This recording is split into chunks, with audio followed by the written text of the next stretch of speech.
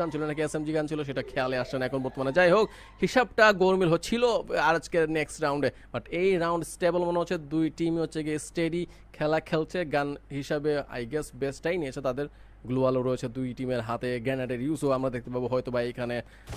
I hope fight যখন হবে তখনই বোঝা যাবে আসলে কোন টিমের উপরে চড়াও হতে চলেছে এই রাউন্ডে।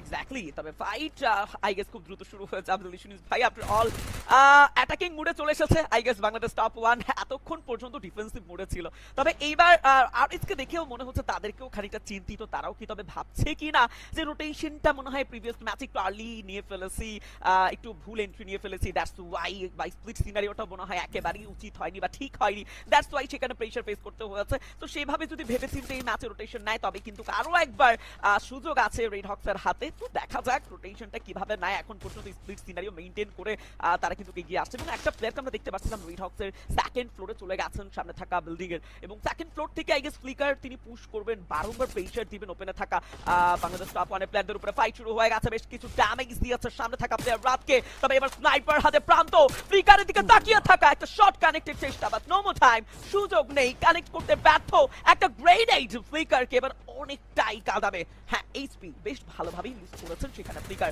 তো অন্যদিকে ব্লেডকে লক্ষ্য করুন, একেবারে আপার গ্রাউন্ডে উঠে গেছে, মাহফুজকে ডাউন দিয়েছে। এবার পেছন দিক থেকে যদি ব্লেড ঝাঁপিয়ে পড়ে তিনটি প্লেয়ারের উপরে, সেটা বাংলাদেশ টপ 1 এর জন্য একটা ব্যর্থতার মুহূর্ত হবে। ব্লেড এন্ড কুটুসের combination, just wow wow, and this round of team red. আমার কেন